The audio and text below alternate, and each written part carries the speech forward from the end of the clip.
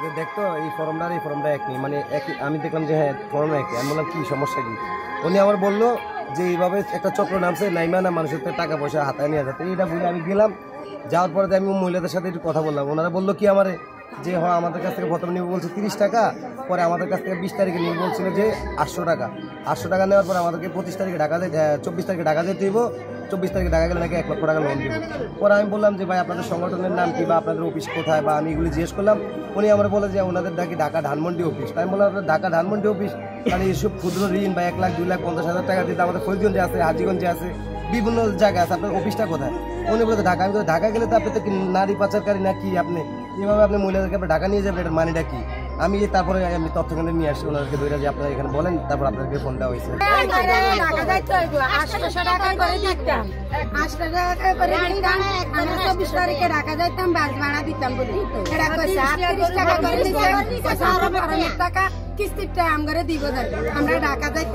আপনার এই 30 টাকার সাথে কি কি নিছে আপনার কাছ থেকে? 30 টাকার সাথে আমরা শুধু বয়স নিছে, আর কিছু নাই। মোবাইল নাম্বার নিছে? মোবাইল নাম্বার নিছে? আপনাদের কাছে কয়বার আসছে উনি? আমার কাছে 3 বার আসছে। 3 বার আসছে। 3 বার আসছে। কি নাম বলছো তোমার জানি? দীপু। আপনার নাম কি বলছেন? হ্যাঁ, নার্গিস বেগম। আপনাদের উভয়ের বাড়িতে হাজীগঞ্জে। আপনারা হচ্ছে কি জানিস কি সংগঠন জানি বলছেন? গণপথ বাংলাদেশের। আপনারা হলেন সংগঠক না সদস্য? আজকে ফরিদগঞ্জে আসছেন ওই সদস্য সংগ্রহ অভিযানে, মিটিং অভিযানে। ফরিদগঞ্জের দায়িত্ব কি আপনি? আর আপনি এখানে দায়িত্ব নাই, মানে আমি আপনাকে বলি, এটাতে আমার আম্মু এটাতে কাজ করতেছে আজকে 3.5 বছর যাবত। তো উনি আমার আজকে অসুস্থ থাকার কারণে আমি আসছি এখানে। চাঁদপুরে আপনাদের কোনো অফিস আছে? ফরিদগঞ্জ, চাঁদপুর, হাজীগঞ্জ কোনো অফিস আছে?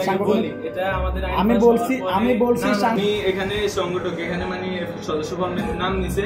তো উনি এখানে কাজ করতেছে আর কি। তো উনি বলতেছে যে এখানে একটা মিটিং দাও, মিটিং এর মাধ্যমে সবাই তুমি বুঝে দিও যে ওনারা কেউ এটা বুঝতেছেন।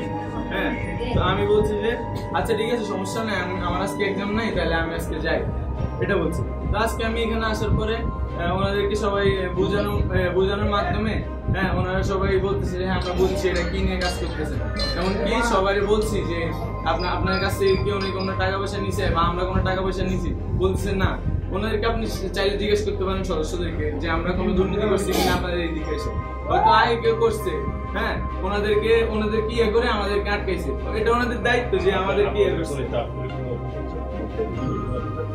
চাঁদপুর হাজীগঞ্জে কোনো অফিস নেই, আমাদের মেইন অফিস হচ্ছে আপনার ঢাকা ধানমন্ডি, ওই যে ইয়াতে। এই যে ফর্মটা ফর্ম কিসের? অন্যান্য এমপি সংস্থার মতন সদস্য ফর্ম অন্তর্ভুক্ত করার কপি নিচ্ছেন বা ওদেরকে লোন দিবেন বা ওদের কাছ থেকে এখানে মানে আপনারা কি কাজ করেন সেটা বলেন।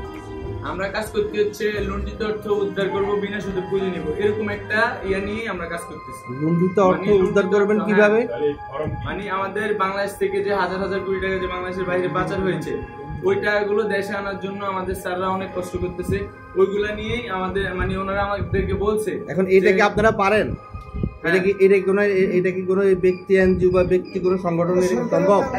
এটা আমি আপনাকে বলি, এটা হচ্ছে আমাদের সরকারের মাধ্যমে টাকাগুলো আসবে, ঠিক আছে? হ্যাঁ, এটা আনার পর আমাদের স্যাররা বলছে, আমাদেরকে যা বলছে আমাদের স্যার, আমরা আপনাদেরকে তাই বলতেছি। আপনাদের সংগঠন কি বলছেন? লুণ্ঠিত অর্থ উদ্ধার করবো, বিনা সুদে পুঁজি নেব। আজ আপনারা কিভাবে সদস্য সংগ্রহ করেন?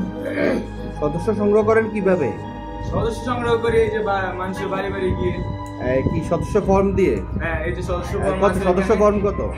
সদস্য ফর্মে এখানে আছে 20 জন করে নাম। হ্যাঁ, ফি আছে? না ফি নেই।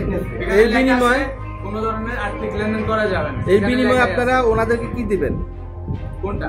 এই যে কি লোন দিবেন? মানে আমি আপনাদেরকে বলতেছি, এই বিনিময়ে আমাদেরকে স্যাররা বলছে যে টাকাগুলো দেশে আসার পরে প্রত্যেকটা থানা একটা করে অফিস দিবে।